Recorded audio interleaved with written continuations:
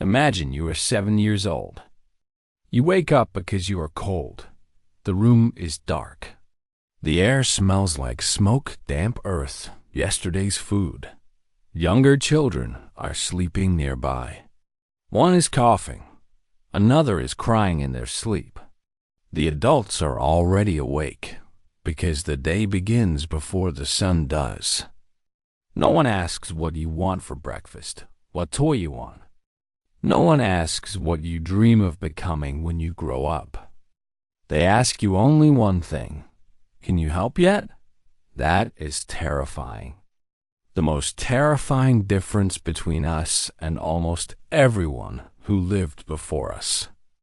We like to think childhood is natural, a basic part of being human.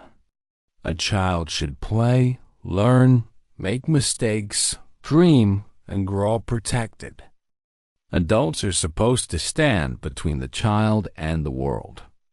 But for most of human history, life did not work like that. A child was not a separate, fragile universe, but a small human being. A child had to become useful as quickly as possible in reality. But the strangest part begins next. People in the past loved their children. They fed them, carried them, tried to heal them, cried when they lost them. But love did not cancel reality. Reality was simple. Everyone had to help. And if everyone did not help, someone might not survive the winter. Today, a child can be surrounded by toys, school, doctors, warm bed. Now take that same child and move them back in time. No hospital. No antibiotics. No clean water from a tap. No supermarket. No child therapist. No idea that says, let them just be a kid. There's a fire. There's a fire that must not go out. Animals must be watched. There are younger children who must be cared for, and adults holding together. There is a field, forest, river, cold weather, insects, sickness, hunger. And this is where everything becomes frightening, because the child grew up. A child in the past did not grow up when they were ready. They grew up when the world stopped caring whether they were ready. In a hunter-gatherer group, a child could begin learning very early.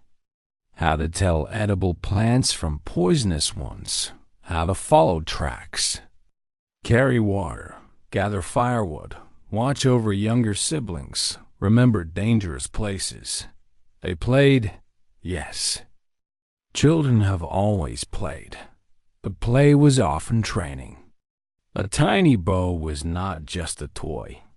It was practice for hunting. A stone in the hand was not just a game, but a future tool.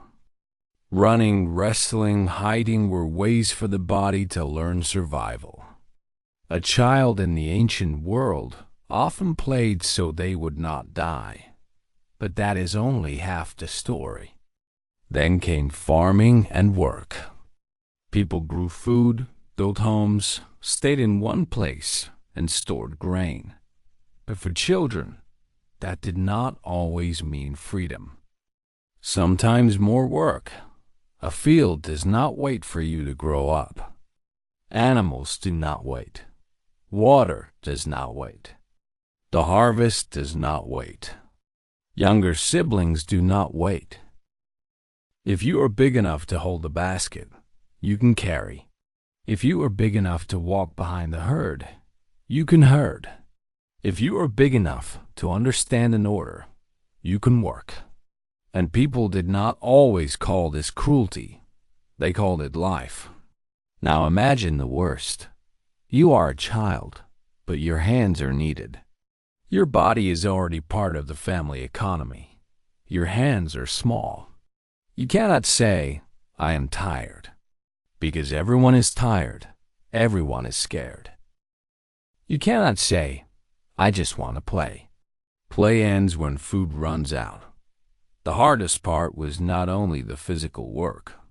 The world was not kind. A child learned too early that the world did not have to be kind. They saw animals die. They saw sickness. They saw adults argue over food. They saw babies fail to survive the winter, someone lie motionless. A modern person may not meet real fragility of life until adulthood. A child in the past could understand it before losing baby teeth. And that is what changed everything. Danger was close every day. Your brain learns to become different. It learns to read adult faces, to know from a voice whether trouble is coming, whether something is wrong, to know from the smell of smoke where people are, threat near. Childhood in the past was not always a time of innocence. It was a time of learning fear. But then comes the part. Maybe children in the past were not only weaker than us, but stronger. Not because their lives were better. The world forced them to develop skills. Skills that many modern people barely need anymore. They understood real space. They knew where food came from, and warmth was the result of work. They knew that water was not just something clear from a tap.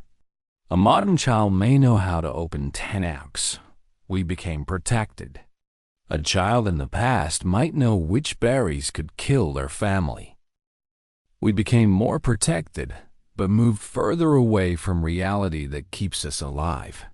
But the strangest part begins next. The idea of childhood changed. It changed when the world became richer, more complex, and safer for children.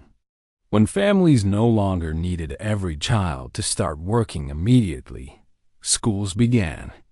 Schools began preparing children not for today's field, but for tomorrow's job.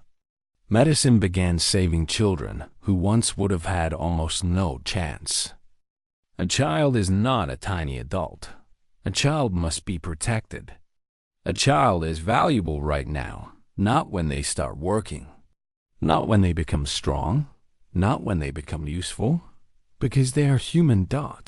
And this is where everything becomes frightening. This idea is not guaranteed forever.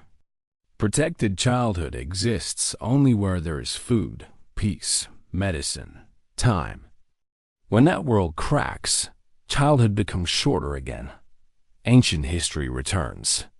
Modern childhood, with protection, created a new problem: sense of being needed. The ancient child met reality too early. The modern person too late.